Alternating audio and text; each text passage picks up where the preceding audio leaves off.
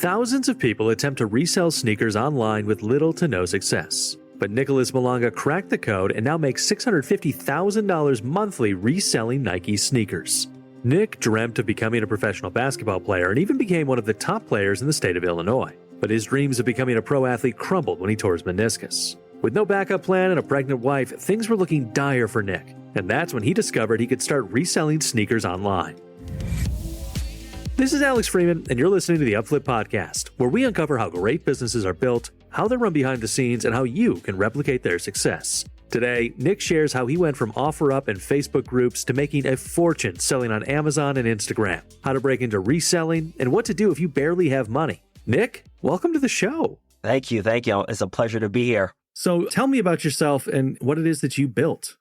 Man, thank you for asking. So a little bit of background on me. So I played high-level Division I basketball at University of North Florida. And unfortunately, during my senior year, I ended up tearing up my knee. And it wasn't a good knee injury. I was out for 3 years during the prime of my career. Wow. So I get my master's in business. I come back home and I don't really know what to do. But I knew my brother was reselling sneakers and he was in medical school and he was able to pay his medical school with reselling sneaker money. So I know there's a lot of money in this industry. So I was like, okay, my parents want me to work for a business firm, work for JP Morgan, but I don't want to go that route. I want to have a little bit more freedom and kind of own a business. So I start selling sneakers. I just was very intentional, very determined, very consistent. All the mindset that I had in basketball, I put it into sneakers and I built a pretty good sneaker business and my family is, living pretty good. I love it. First, go Ospreys. Yeah, Ospreys. There we go. Ospreys. Yes. There we go. Nailed it. Big college basketball guy over here. So awesome. Tell me about the shoe flipping business. When you first got into it, where did you start selling the shoes and how has that evolved as the business has grown? Yeah, that's a great question. The first thing that I did is number one, I had a brother as almost a guide a little bit because he already had high level success. He started doing it back in 2012. So I couldn't really resell sneakers because I was busy trying to play college basketball, recruitment, all those different things. So I didn't have time. So when I started, I saw my brother, he was selling on eBay early on, selling on OfferUp and all those different marketplaces. But I started on OfferUp. And what OfferUp is basically people that want to sell sneakers around town. They put their sneakers up in a price. But I didn't have money to buy these sneakers. These sneakers are expensive. So I started with used sneakers that people already used. So I would message a whole bunch of people, lowball them. What that means is that I'm trying to buy it for a really low price. Like they're asking for 50, I'm going to say 20. So negotiate a little bit, buy those sneakers they're used, clean them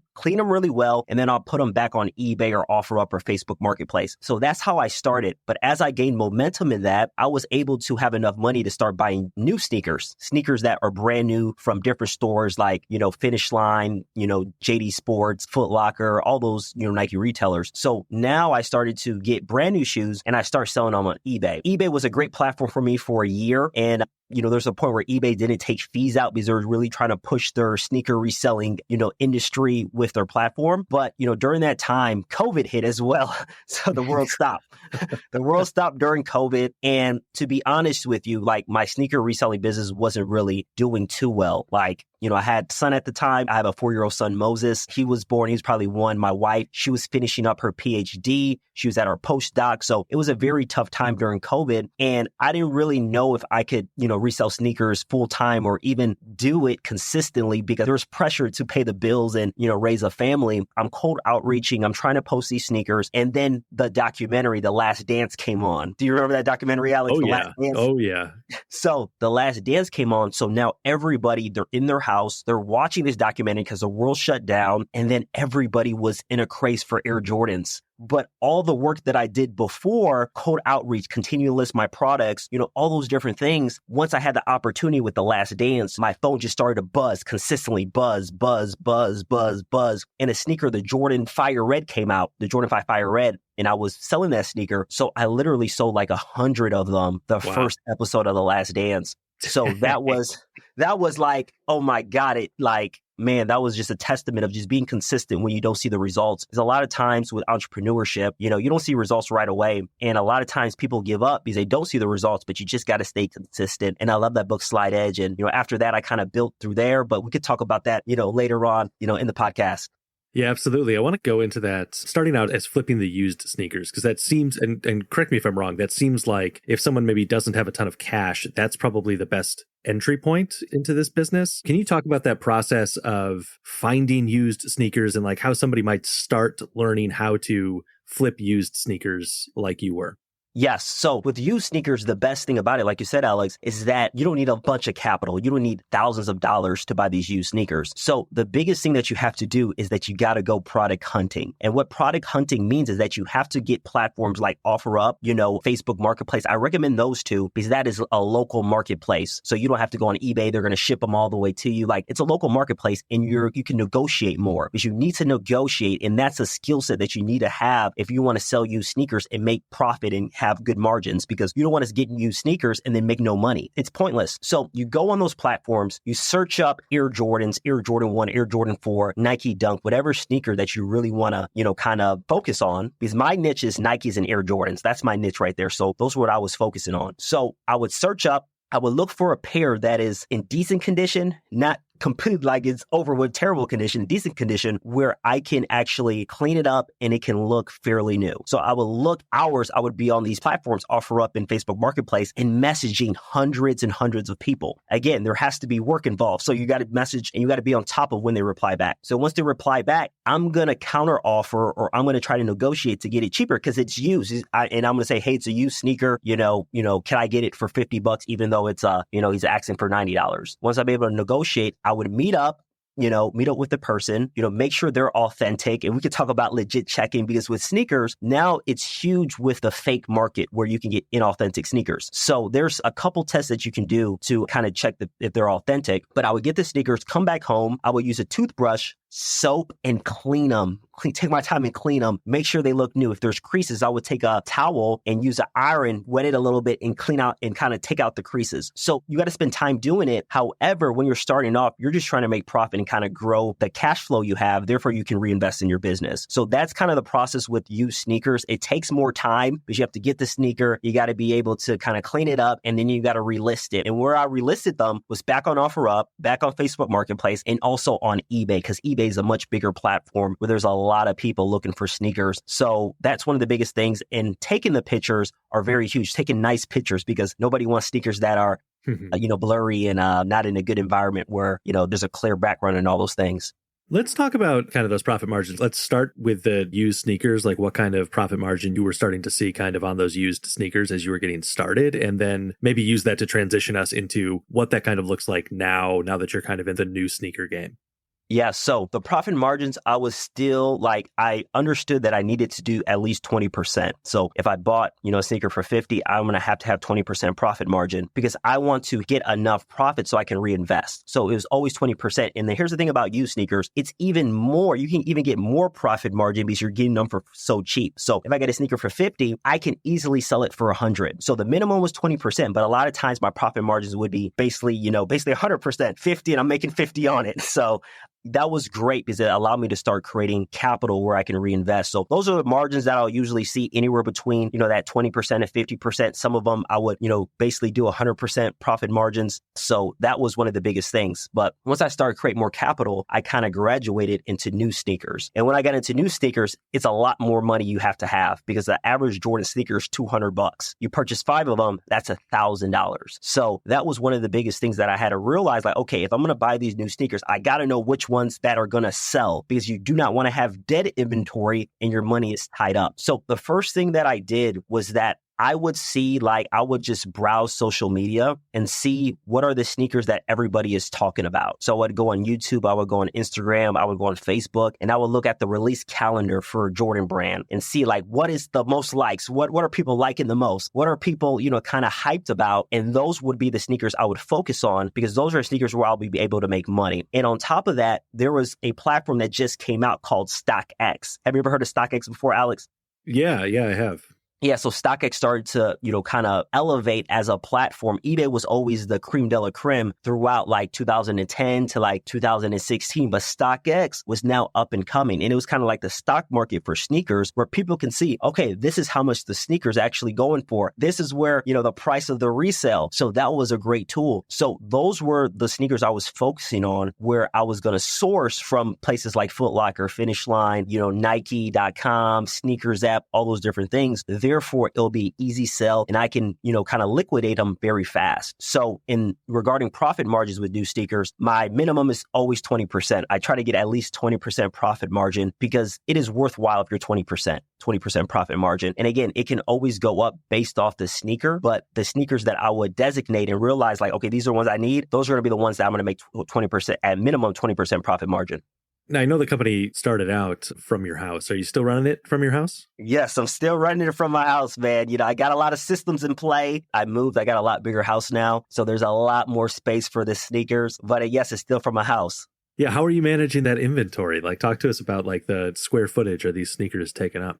I have a sneaker office in the basement, and the basement has to be, I'm not good with square footage numbers, has to be, man, maybe 800 to 1,000 square feet, probably, the basement. And, there's one half of the basement where it's all inventory. And I have racks filled with inventory. And then I will label them because here's the thing about business. If you don't have systems in play, it's going to be very hard to scale and it's going to be very hard to grow if there's no systems. So on these racks, I'm going to have them organized Jordan 1s, Jordan 4s, Jordan 3s. And there's even, labels on, okay, these are the ones that I'm selling really fast. So now I can have them organized. Therefore, when they sell, I can get them right out. I also have, again, tape, scissors to cut the sneakers. I have thousands of shipping boxes where, I can hurry up and get the sneaker out to the customer because the best thing you can do for a customer is to get their sneakers out to them very fast. Therefore, they can be satisfied and say really good things about you. And that's how I was able to build my brand, Alex, is that I got so many rave reviews based off my services and the sneakers I was selling them. Therefore, people were comfortable buying from me. So, with the setup that I have now, again, very organized labels, have all the boxes here, have all the tape, have all the laser printers and thermal printers where when something sells, they're getting out really fast, giving them, a good service with them buying sneakers with me.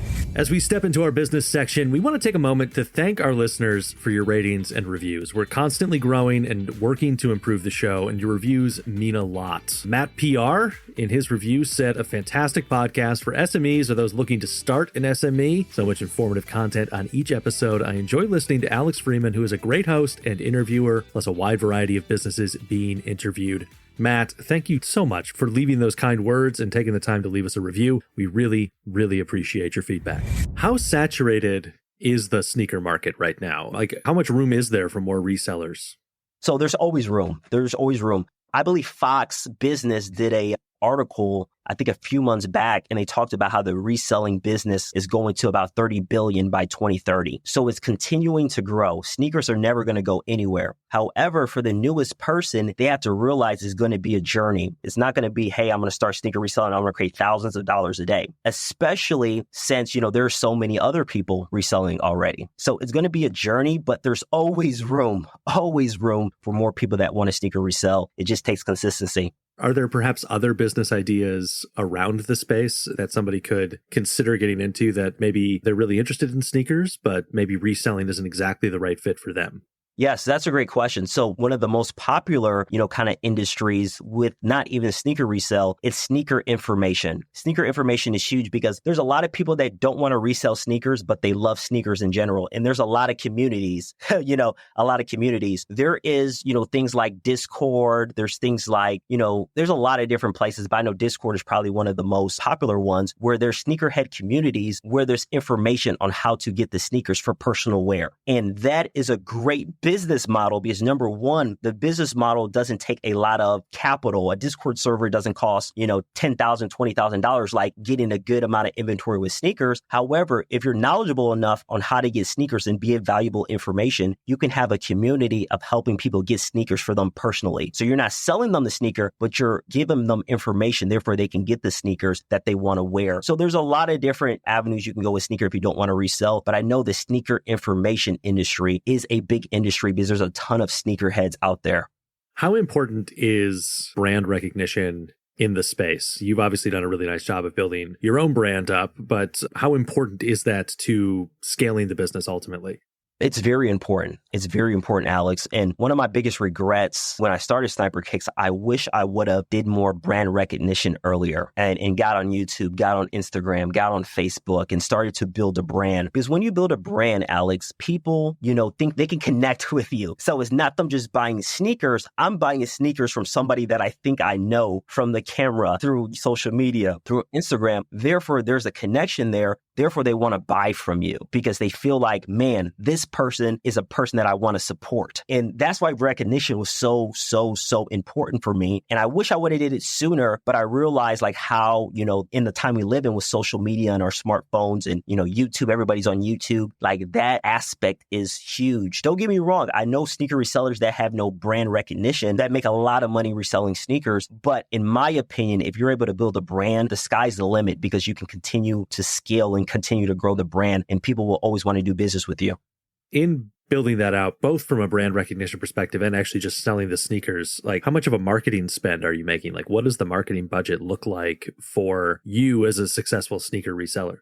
With me, I have done a ton of organic content. Down the road, I do want to pay with paid advertising, but with me, it's been completely organic. And for my marketing budget, it's basically me paying the editors, me paying the camera guy to film me if I'm going anywhere to kind of build that brand recognition. And it's around, I would say about $700 a month for me and my budget for marketing. And that just goes to all the people that are going to create, kind of the back end content, different content that they feel like could be helpful, the editors and the videographers that's filming me. But all my stuff has been organic, Alex, me using YouTube. That has been my most powerful tool, YouTube. Everybody's on YouTube and me building the brand and showing people like how I get the sneakers, showing people that I resell sneakers and people knowing like, hey, if I want a sneaker, I can get it from Sniper Kicks. YouTube, Instagram, Facebook has been huge for my success, but around $700, that's probably my marketing budget, every single month.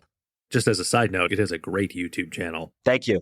Listeners, you can head over there and waste many hours learning about various sneakers because it is fascinating. It's all well done, and you're just very captivating on the channel. Thank you, Alex. Speaking of YouTube, this is going to bring us to our fan Blitz questions, which come from our YouTube community. Listeners, you can head over to youtube.com/UpFlip, post questions to future podcast guests. Nicholas, I've got 5 questions here for you. Are you ready?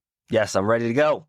All right. First one here from Marcus Smith, 7669. Where do you source your shoes from?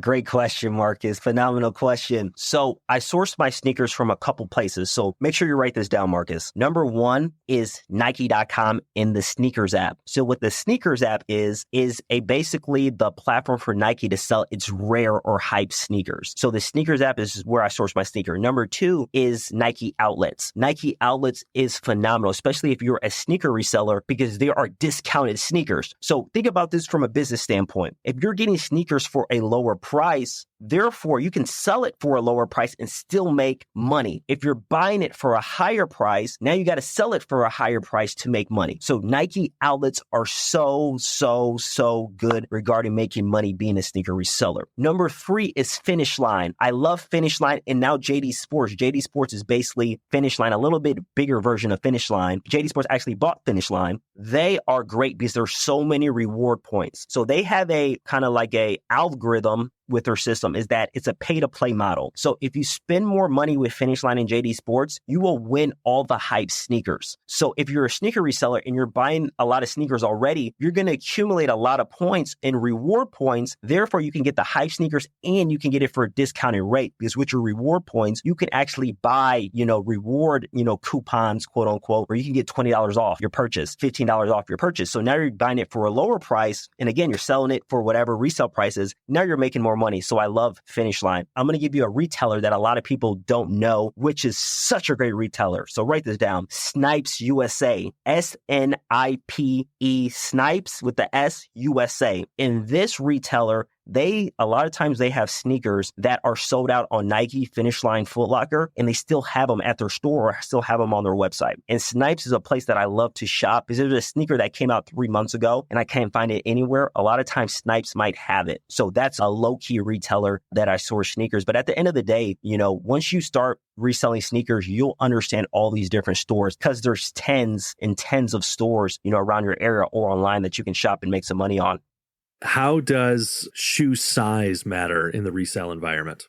Yes, it plays a big factor. I'm going to go back a little bit. So back in 2017, 2016, the smaller size shoe was more popular because the Chinese market was really, really, really, really big in like certain Jordans, like Jordan 1s. So a lot of resellers would buy a whole bunch of shoes and then ship them to China. Therefore, those were the sneakers that went for a lot of money, anywhere from 8 to like 9.5. Now, in today's world, the bigger sizes do really well, like the 13, the 12. The reasoning why is because they make less pairs because there's less people with those big size shoes. They make less pairs. Therefore, people that have big feet like myself with a size 13 want them, but they're making less pairs. So there's more of a, supply and demand. There's a lot of demand, but the supply isn't there. Therefore, they sell more. So in today's case, I would say the big size sneakers, the 11.5, the 12, the 13, those are going to be your money sizes for most like Air Jordans and Nikes. But back in the day, Alex, it was the small feet. It was the 8, the 8.5, the 9, the 9.5. But, you kind of fast forward 8 years. Now it's the big sizes, 12 and 13, 11.5. If you could sell your product to one celebrity, who would it be? LeBron James. Got to be LeBron James or Michael Jordan. I got to give you two, or Michael Jordan. He has everything already. Michael Jordan has everything already. So he'll be like, man, I could just call it my people, but probably LeBron James. Can you imagine selling a pair of Jordans to Jordan? That'd be incredible. That's going to do it for those fan blitz questions. Just a few more questions from me here. I want to talk about that process for you of scaling from like a side hustle level of income to a business doing, $650K a month. Yeah. So one of the biggest things, regarding kind of scaling business out is that you got to start small. Like you said, it's going to be, a side income and you're going to have to kind of figure yourself out. That's the beautiful thing about it. You're going to have to figure everything out. However, when you want to scale, number one, you have to reinvest back in your business. Because what I see the biggest mistakes with a lot of people that resell sneakers, they start making some money and then they start buying sneakers for themselves. They start going to fancy dinners. They start buying new things. But when you're first starting, you got to reinvest all of that money that you're getting back into the business. You got to get more inventory. You got to be able to make your systems better. That's one of the biggest mistakes that I see. And once you're able to do that, guess what? You're going to create more money. It takes time. It's not overnight. I've been reselling sneakers full time for 4 years. It took me 4 years to get where I'm at today. It wasn't, 3 months or 4 months. It was 4 years for me to understand how to build a reselling business and being able to kind of maximize, my strengths and continue to improve my weaknesses by studying myself and studying my business. But you only are able to study it with tracking your business. Nicholas, you're obviously a big family guy. How does your family factor into the business? Obviously, you're running the business out of the house. So, to a certain extent, they got to be involved somehow. But how do they factor into the whole equation? Yes, my family's huge. And the reason why I kind of ditched corporate America, because I could have easily went in corporate America and made a lot of money, but I ditched corporate America is because I wanted to have more control of my time where I can be with my family. And, that was a big factor. And, starting off with my sneaker reselling business, my wife used to help me all the time. She used to source sneakers with me. I would hit her up during the weekends like, hey, can you please go down to Chicago and get these sneakers for me? And she would do it every single weekend. So me just understanding, like having a supportive wife that wanted to actually help me build my business was so helpful. And, like you said, me doing this from the house, it's a blessing that I have someone that supports me. It's like, oh man, you're going back to the sneaker room to do more business. Like, oh, you're doing this. Nobody wants to have friction with their wife. You mentioned your content team earlier. How much of a team do you have in place with the business? So I have 4 people, with the content team. So I have, Bruce, he edits some of my videos. I take on some editing as well. So guys that are entrepreneurs out there, learn how to edit videos because sometimes you're going to have to do it yourself. So Bruce, editor, one of my videographers, and his name is Film. We call him Film. He films my video. And then a lot of the back end stuff, Seth and Josiah, they come with a lot of the trainings, a lot of the content ideas, and it's been phenomenal there. And I also have, this is outside of content, but I have someone that helps me like list my sneakers sneakers. Kadeem, when I get sneakers, he lists them for me because I just don't have time. Every sneaker I get, list them. So Kadeem lists all my sneakers. So that's basically my team. It's around 5 people, not huge or anything like that. But again, if you want to scale, you got to have the right people on your team. Now, probably the most important question for myself personally, because I live in New York City. I walk down the street and I just see tables full of sneakers that look beautiful. How do I spot a fake? Yes, great question. So there's a lot of different tactics you can use, but in 2024, the technology is so good. Technology is so good, Alex.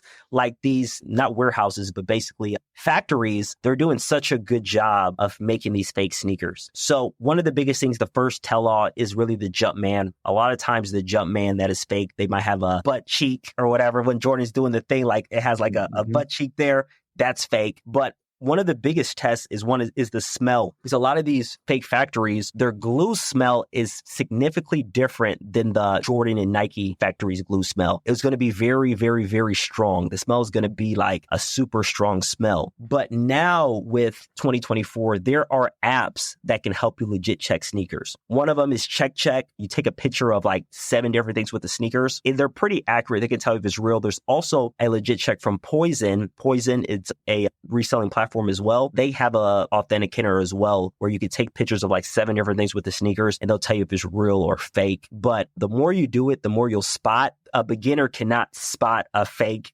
I love it. Beyond that, what's your single biggest piece of advice for listeners who want to get into this business? Yeah, just take it day by day. My biggest advice is like, hey, just be consistent with it. It is not going to be overnight. It's going to be a marathon, not a sprint. It's going to be a marathon. Understand the sneaker industry, because a lot of times people that get into it, they have no idea what the sneaker industry entails. And another thing I want to tell people as well that's in my story is that the benefit that I had with sneaker reselling is that I had my brother that kind of done it for years that could kind of guide me. So if there's anything that you could do where you can find, someone that has done it for a while, or find a coach that can kind of coach you through it, it can help you so much, because I give my brother so much credit to kind of introduce me and kind of show me the ins and outs of sneakers. Is that, having that person that can kind of guide you is huge, but it's going to be a marathon. It's going to be a marathon. Be consistent. Don't give up. Don't let negativity phase you. I got so much negative from my parents, people from, once I started to go on social media, from people there. It's like, tune out the noise. It's on you if you want to be successful, not on them. So continue the journey and understand it's going to be a marathon.